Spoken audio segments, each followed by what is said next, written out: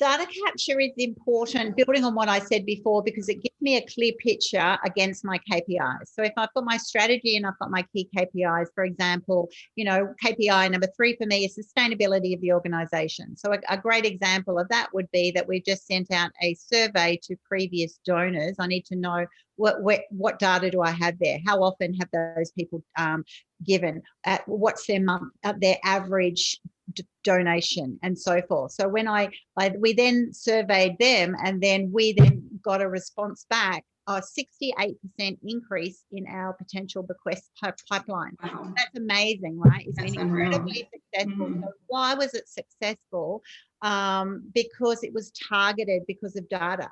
We didn't, instead of going to 23,000 emails, we actually just sent a personal letter, email communication to the people who are relevant, people who had given before. If you've given once, you're more likely to give more. And then you're also likely, and for those bigger donors, you're more likely to be a potential bequester in the future. And so the conversation, so because of the data and what we were looking at, it was then targeted and appropriate for that person to receive. It also then allowed us to measure that campaign. As they came in, we tracked that data. And so, that's right. How many now of that 68% increase are now in the interested, intended, or confirmed?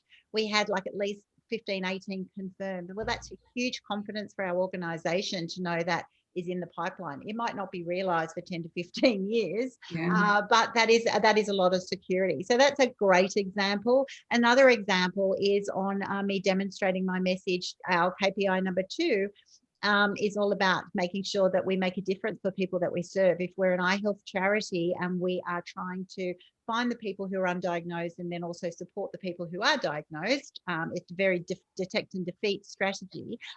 Well, then those who we are supporting, how are we supporting and what value do we have? A bit like Patricia was saying before, otherwise you could be just busy. We could be on the phone all day talking to people, but how do we measure our impact? And very much I look at that. So I want to know, do we improve people's mental health because they had that call? Do they take their medication more often? Do they go to their appointments more regularly? Do they understand? Do they have a greater knowledge about their disease state? So much so that I would have confidence that I would do a mass study with people out in the community who weren't connected to our organisation, and there would be a difference. There should be a difference. Otherwise, why bother? So you have to actually be, as a CEO, you have to be in that position that you go, do I trust the value that I give?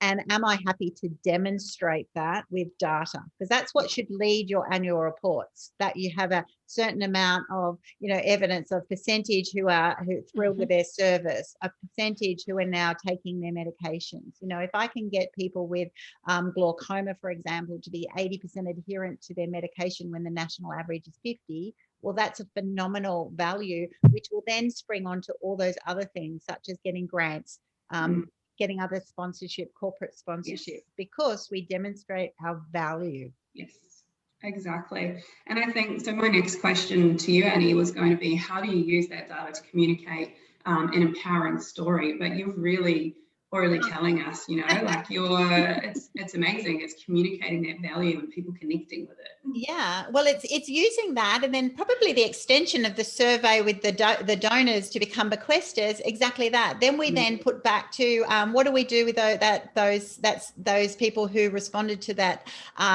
survey? We then send them a communication pack, a bequest pack, which is really personal and tailored to them. And then we also then capture, then we swing into another side of it. So that's service delivery, but then on our database, when do we phone those people? When do we, I want to phone them, I've got, at the moment, we phone them on their birthday. Happy birthday to you, to the bequesters. At Christmas, I'm just going to give you a little trinket to put on your tree as a thank you. You don't always communicate with them just to ask for money, for example. Absolutely. You're building relationships. So that data helps, if I pick any aspect of my business, every single campaign, I'm using the data to drive the, the quality improvements of the campaign and to get visibility on how it met my KPIs. But I'm also, at the end of the day, linking everything to adding value that I can communicate back really clearly, on just massive stats, stats that are meaningful. Most people glaze over, you give them an Excel or a P&L or anything.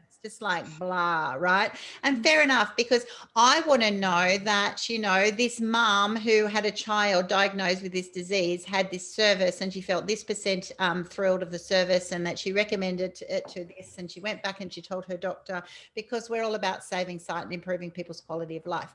The story around the data is actually what makes you gold as a business, right? It is what other people are attracted to.